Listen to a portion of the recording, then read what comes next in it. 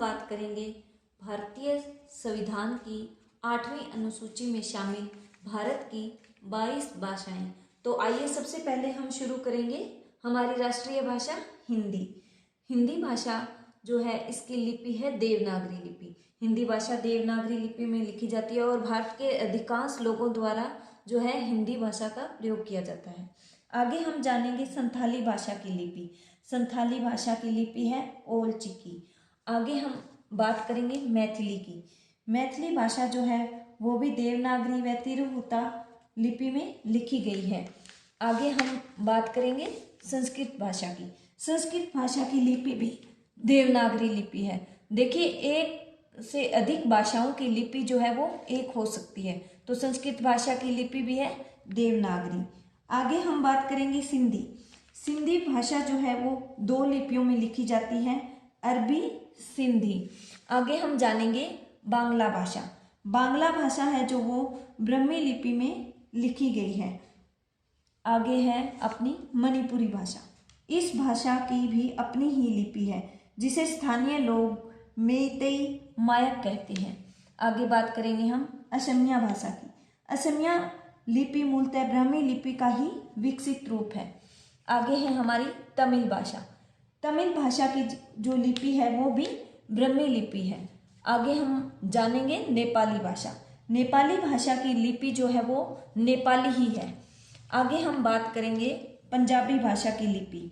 जो पंजाबी भाषा की लिपि है उस लिपि का नाम है गुरुमुखी लिपि। आगे अपनी आती है भाषा बोडो। बोडो भाषा है, इसकी लिपि भी है देवनागरी लिपि। इसके बाद में आएगी हमारी गुजराती भाषा। गुजराती भाषा गुजराती में लिखी जाती है। आगे आती है मलयालम भाषा। मलयालम भाषा जो है वो सलाका लिपि में लिखी जाती है।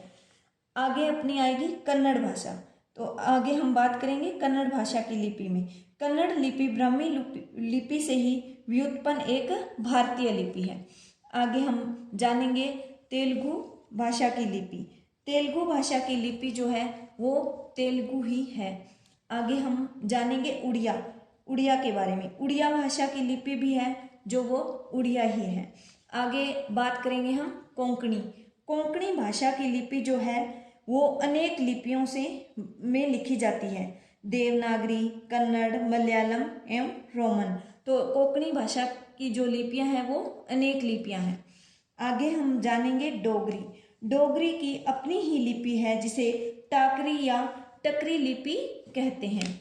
आगे है हमारी उर्दू भाषा। उर्दू भाषा जो है वो उसकी लिपि है फारसी लिपि। आगे हम बात करेंगे कश्मीरी भाषा की। कश्मीरी भाषा की लिपि भी है देवनागरी। आगे आती है अपनी मराठी भाषा। मराठी भाषा की भी लिपि देवनागरी है। देवनागरी जो लिपि है वो बहुत ज़्यादा प्रचलित है और अधिकांश भाषाओं की जो लिखने की लिपि है वो देवनागरी है। धन्यवाद।